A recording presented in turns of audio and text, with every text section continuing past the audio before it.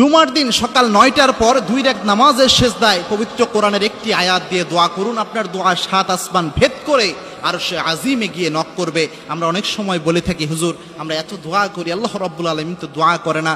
দেখেন, দোয়ার মতো দোয়া যদি করতে পারেন, এ সিনসিয়ার দোয়া লাইক এ মিসাইল হামলা করলে যেমন মিস হয় না, দোয়ার মতো দোয়া করতে পারলে সেই দোয়া আল্লাহ রাব্বুল আলামিন ফেরত দেয় না।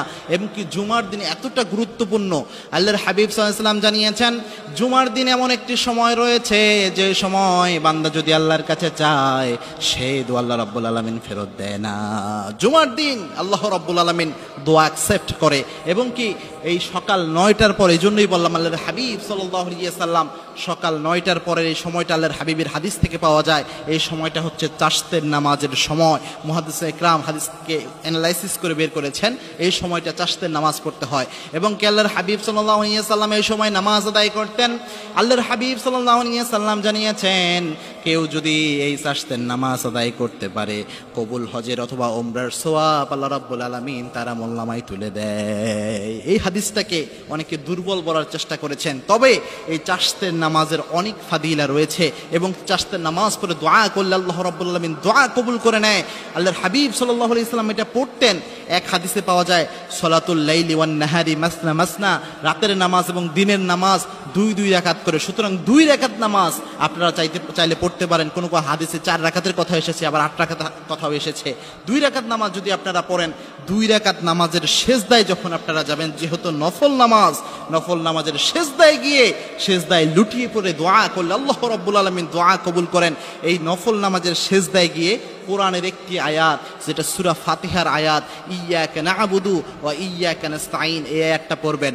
কারণ আল্লাহর হাবিব সাল্লাল্লাহু আলাইহি ওয়াসাল্লাম জানিয়েছেন, বান্দা যখন নামাজে দাঁড়িয়ে বলে আলহামদুলিল্লাহি রাব্বিল আলামিন, আল্লাহ বলেন হামিদানি আব্দি, ফেরেশতারা তাকিয়ে দেখ আমার বান্দারা আমার শুকরিয়া আদায় করছে। বান্দারা যখন বলে আর রহমানির রহিম, আল্লাহ রাব্বুল আলামিন বলেন মাজ্জাদানি আব্দি, আমার বান্দারা আমার গুণকীর্তন করছে। এইভাবে বলতে বলতে বান্দারা যখন বলে ইয়্যাকা না'বুদু ওয়া ইয়্যাকা নাস্তাঈন, আল্লাহ বলেন হাযা বাইনি ওয়া বাইনা আব্দি, এটা আমার এবং আমার বান্দার মধ্যে সীমাবদ্ধ। আমার বান্দা যা চায় আমি আল্লাহ সব কবুল করে নেব।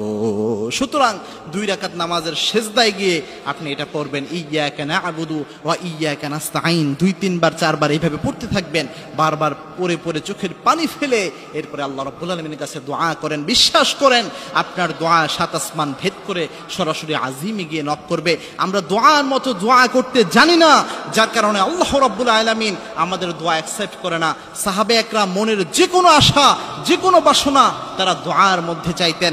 এবং কি সাহাবেদের যদি কারো ঘরের মধ্যে লবণ ফুরিয়ে যেত, জুতার ফিতাও যদি ছিঁড়ে যেত, তারা সেটাও আল্লাহ রাব্বুল আলামিনের কাছে চেয়ে নিতেন। ফাইজা সাআলতা ফাসআলিল্লাহ, যা প্রয়োজন আল্লাহর কাছে চান।